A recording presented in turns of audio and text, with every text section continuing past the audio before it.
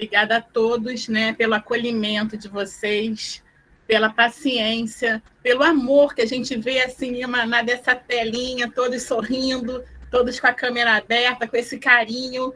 Isso é muito importante para a gente que está estudando, né, que está fazendo estudo. É muito bom ver o rostinho de vocês, a gente agradece muito. Né? Então, vamos lá, bom dia, mais uma vez, bom dia para nós que estamos escolhendo a melhor parte nesta manhã, neste calor, neste sol lindo que vai surgindo aí, que estamos aqui dizendo presente para Jesus, né? E agradecendo a Ele por ter vindo, por ter trazido essas lições, agradecendo também ao codificador Allan Kardec, a tantos espíritos que nos ajudam e que estão junto de nós, aos nossos mentores, enfim. Então, vamos lá, gente. O Evangelho segundo o Espiritismo. Nós estamos no capítulo 11, intitulado Amar ao Próximo como a si mesmo, e hoje nós vamos refletir sobre o item 13 do capítulo 11. A fé e a caridade. Disse-vos, não há muito, meus caros filhos, que a caridade sem a fé não basta para manter entre os homens uma ordem social capaz de os tornar felizes. Pudera ter dito que a caridade é impossível sem a fé. Na verdade, impulsos generosos se vos depararão, mesmo os que nenhuma religião tem. Porém, essa caridade austera, que só com abnegação se pratica, com o constante sacrifício de todo interesse egoísta, somente a fé pode inspirá-la, porquanto só ela dá, se possa carregar com coragem e perseverança a cruz da vida terrena. Sim, meus filhos, é inútil que o homem, ávido de gozos, procure iludir-se sobre o seu destino nesse mundo, pretendendo ser-lhe lícito ocupar-se unicamente com a sua felicidade. Sem dúvida, Deus nos criou para sermos felizes na eternidade. Entretanto, a vida terrestre tem que servir exclusivamente ao aperfeiçoamento moral, que mais facilmente se adquire com o auxílio dos órgãos físicos e do mundo material. Sem levar em conta as vicissitudes ordinárias da vida, a diversidade dos gostos, dos pendores e das necessidades, é esse também um meio de vos aperfeiçoardes, exercitando-vos da caridade. Com efeito, só a poder de concessões e sacrifícios mútuos podeis conservar a harmonia entre elementos tão diversos. Tereis, contudo, razão se afirmardes que a felicidade se acha destinada ao homem nesse mundo, desde que ele a procure, não nos gozos materiais, mas sim no bem. A história da cristandade fala de mártires que se encaminhavam alegres para o suplício. Hoje, a vossa sociedade, para serdes cristão, não se faz mister nenhum holocausto do martírio, nem sacrifício da vida, mas única e exclusivamente o sacrifício do vosso egoísmo, do vosso orgulho e da vossa vaidade. Triunfareis se a caridade vos inspirar, vos sustentar a fé. Ao Espírito Protetor, em Cracóvia, 1861. Bem, falar de fé e caridade à luz da doutrina dos espíritos. Né? A doutrina espírita tem uma forma muito particular, né, de nos apresentar essas duas virtudes. Fala muito na caridade e fala que realmente afirma que fora da caridade não há salvação. E fala muito na fé, mas não é aquela fé cega, é a fé raciocinada. É a fé que a gente adquire através da paciência, através da observação, através dos estudos, né? Através do estudo, de observar, de estudar aquilo que está acontecendo à luz do estudo, à luz da doutrina. Né? Nesse item, né, o Espírito Protetor, né, ele nos traz uma afirmação que, no início, pode nos causar um certo estranhamento. Né? Ele diz que a caridade sem fé não é possível. Desculpa, gente, eu perdi aqui o texto, acabei perdendo. Ele diz que a caridade é impossível sem a fé, né? Mas, claro que tudo precisa ser lido dentro de um contexto, né? Como tudo, né? Tudo precisa ser lido dentro de um contexto. A gente lendo depois, atentamente, o texto, lendo ele dentro do contexto, a gente vem entender que, como disse também Meimei aqui, nessa página inicial, é aquela caridade da abnegação. Como ele mesmo diz, é a caridade, aquela caridade austera, aquela caridade difícil, né? É aquela caridade da disciplina, da gente se burilar mesmo. É aquela convivência difícil que a gente tem que ter com o nosso irmão, que a gente tem que ter com várias pessoas com quem a gente convive, muitos deles dentro do nosso seio familiar mesmo, né? É aquela caridade que a gente pratica ao chegar a casa, depois de um dia difícil, não ficar desfiando aquele rosário de reclamações, né? É tentar conviver com aquela pessoa difícil, né? É abrir mão mesmo de algumas horas de lazer, de descanso, ou deixar um pouquinho a nossa vida de lado, algumas horas numa semana, num dia, num mês, enfim, no que for possível a gente fazer, né? Dentro do nosso melhor, abrir mão disso para poder fazer o bem para o outro. É essa caridade que é sustentada pela fé e vice-versa. As duas se completam, né? As duas se completam. Né? Nós temos exemplos, Chico, nosso Chico Xavier, quantas vezes ele não... Acho que não foi nenhuma vez que ele não estava sentindo dor. Ele tinha uma saúde física muito debilitada. E quantos corações ele não consolou, independente dessa debilitação, desse seu problema físico. Divaldo consola até hoje diversos corações, centenas de pessoas em suas conferências, agora está em modo virtual devido às circunstâncias, mas até um pouquinho antes de tudo, do lockdown, de tudo se fechar, ele dava conferências, muitas vezes sentindo dores terríveis, que todo mundo sabe que ele tem um problema sério de coluna. Veio a ter uma cirurgia, melhorou, né? E jamais, uma vez ou outra que ele fazia conferência sentado, ainda pedia desculpas. Há pouco tempo, não sei, veio ao meu conhecimento que Madre Teresa de Calcutá, ela sofria de enxaquecas terríveis. Alguém imagina isso? Às vezes a gente fala, hoje não. Pelo amor de Deus, não me vem com problema não, que eu estou cheia de dor de cabeça. Lá vem você me trazendo, não está vendo como é que eu estou, não bota um gelo. Ela, terríveis, ela escrevia cartas, ela não verbalizava isso a todos, mas aos seus confessores ela escrevia cartas, ela, meu Deus, eu estou sentindo muita dor. Mas eu nunca, a gente só via ela sorrindo, aquele sorrisinho dela.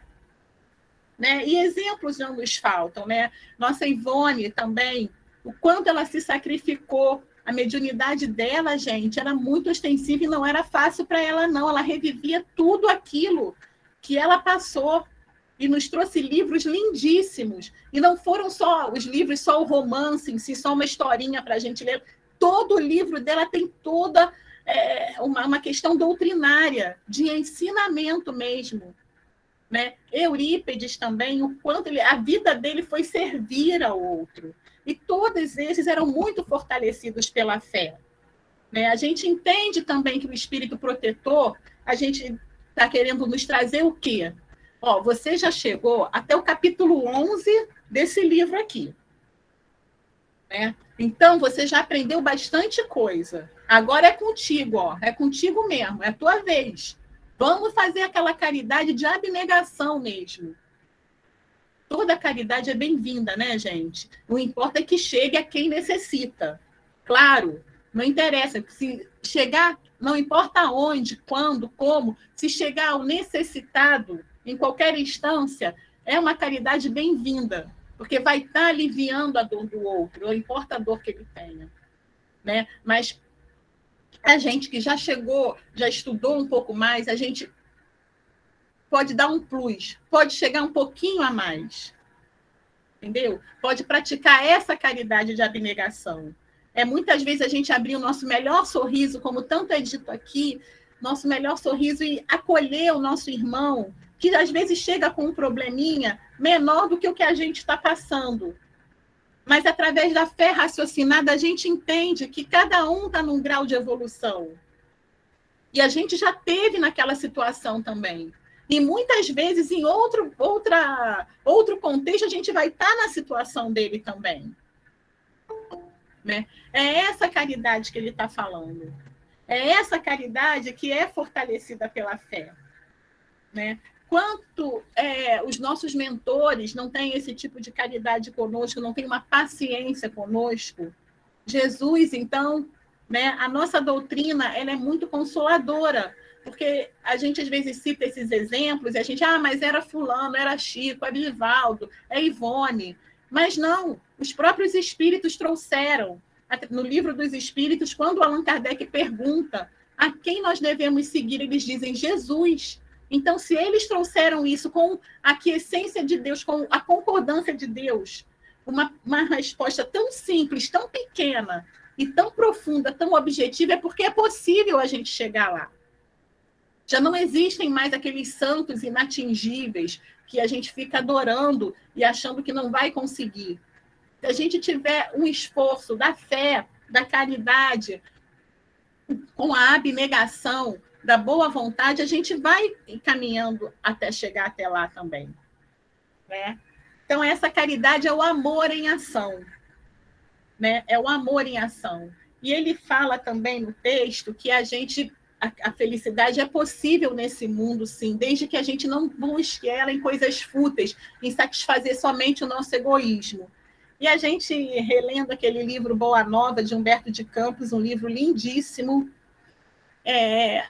a gente lembra do Jesus conversando com os discípulos, e eles falando, mestre, é tão difícil assim o reino de Deus, que eles não entendiam, né? Eles, claro que foram preparados para chegar até ali, mas era boa nova, estava sendo apresentada a eles. Aí, nossa, mas é isso tudo? E Jesus falou, mas vocês não acham que o preço que o mundo cobra é muito maior? E aí começa a lembrar, o Pedro lembra de um amigo que perdeu tudo pela avareza, o outro lembra de um outro que perdeu tudo na farra. Então, eles começam a lembrar daquilo. Né? E eles acolhem, aderem à proposta de Jesus. Claro que cada um com as suas dificuldades, cada um com as suas limitações, com as suas fraquezas, como nós também.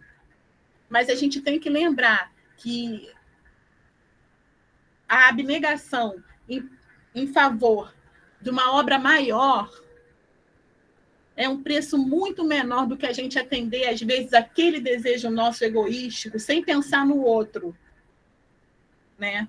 Porque e a gente realmente, muitas vezes, ia um pouco na contramão mesmo, porque a gente é bombardeado com isso praticamente todo dia. Né? Não, eu me amo. Uma versão, às vezes, equivocada do amar a si mesmo. Né? Então, é essa caridade que esse espírito está nos convidando a fazer. É conviver mesmo. E a gente vai compreender isso com o auxílio da fé raciocinada. Eu tenho algum motivo para estar junto dessa pessoa. Eu tenho algum motivo para estar passando por isso. Né? Como a Meimei nos convidou aqui, vamos levantar, vamos recomeçar. Passou por muitas dificuldades, a gente reconhece, mas confia em Jesus e vamos recomeçar.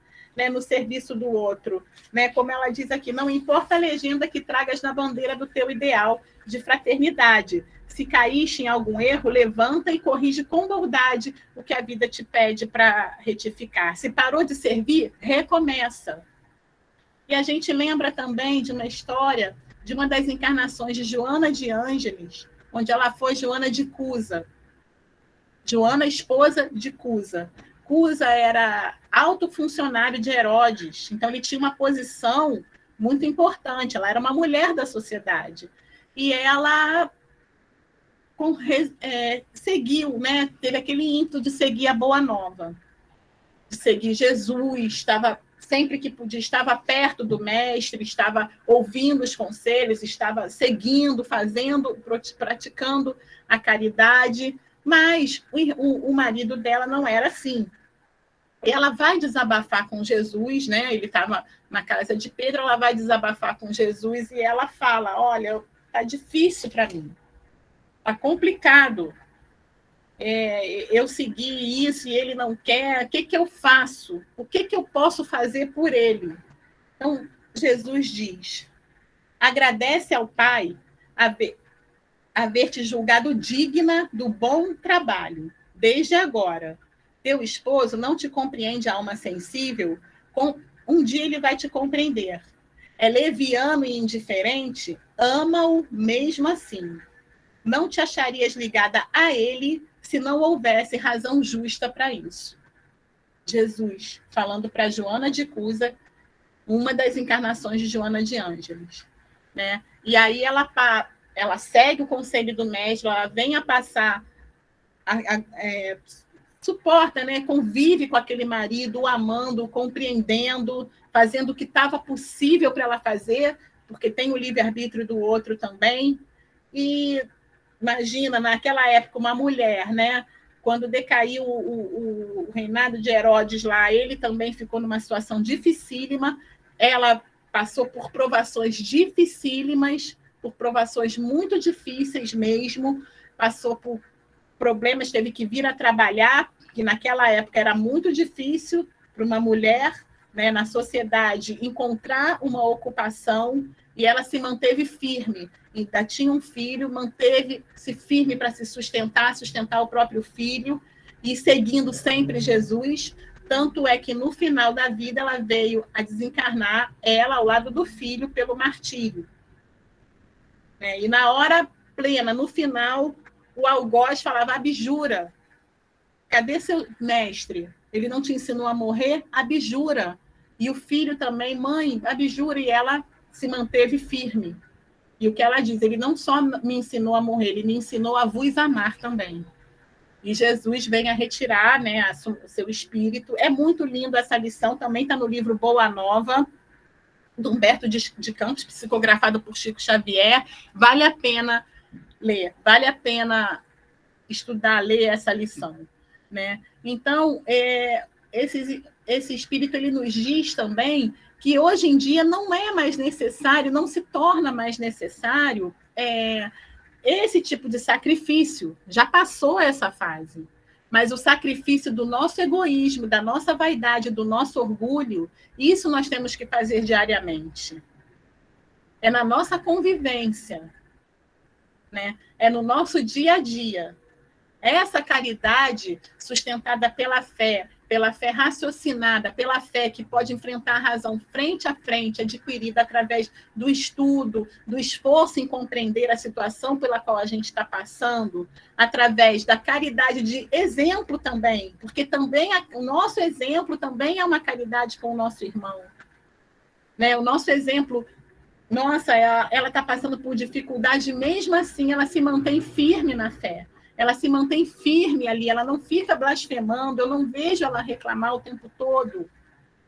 Né? Também é uma caridade, é essa caridade que ele está nos convidando a fazer.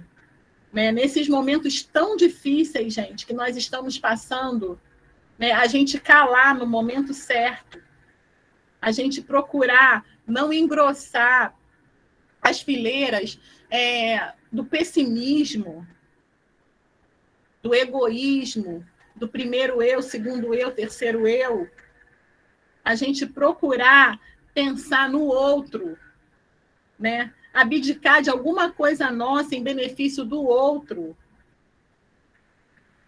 Né? É uma bênção, não só para nós, porque o perfume primeiro fica nas nossas mãos. Né? Não só para o nosso irmão com quem a gente convive, mas por todos aqueles outros que estão à nossa volta. Porque se a gente já pode fazer alguma coisa melhor, com certeza todos que estão à nossa volta vão melhorar também. Se eu tenho dificuldade com uma pessoa com quem eu convivo, é mais fácil que eu tente melhorar aquele relacionamento, porque não só eu e ela vão se beneficiar, são todos aqueles, porque é um tormento viver num ambiente que está todo mundo brigando. Né? Se a gente começar a fazer a nossa parte, é aquela gotinha que nós já entendemos como acontece. Aquela gotinha que vai se espargindo, que vai irradiando para todo o resto. Começa aos pouquinhos, sim, mas com certeza adianta. Com certeza. Né? A gente acha que no início a gente pode se desanimar, mas com certeza está adiantando alguma coisa. A gente tem o livre-arbítrio do outro, temos a dificuldade do outro, temos a nossa própria dificuldade, mas temos Jesus. Mas temos Jesus no leme. E toda uma gama de espíritos que está nos ajudando. Né? Não vamos esquecer que Jesus é o governador do nosso planeta. Não vamos esquecer que ele nos prometeu que nenhuma ovelha ia se perder. Né? Não vamos nos esquecer que nós temos a nossa parcela de responsabilidade perante o mundo todo, que nós temos a nossa parcela de responsabilidade em melhorar a situação dentro do nosso raio de ação. A paz do mundo começa em nós, né? Através da nossa fé, do nosso estudo, da nossa caridade, da nossa abnegação com o nosso irmão, né? E que Jesus possa sempre nos abençoar, estar junto de nós, ele está com certeza, que nós possamos estar junto dele, porque ele está junto de nós. Né? Que nós possamos estar sempre, todos os dias, apesar de todas as dificuldades, como disse Meimei aqui, recomeçando. Que todos os dias a gente tem uma chance de recomeçar. Todos os dias a gente tem uma chance de praticar essa caridade. Todos os dias a gente tem uma chance de exemplificar, exercitar a nossa fé. Que Jesus possa nos abençoar. Obrigada a todos. Que Jesus esteja conosco.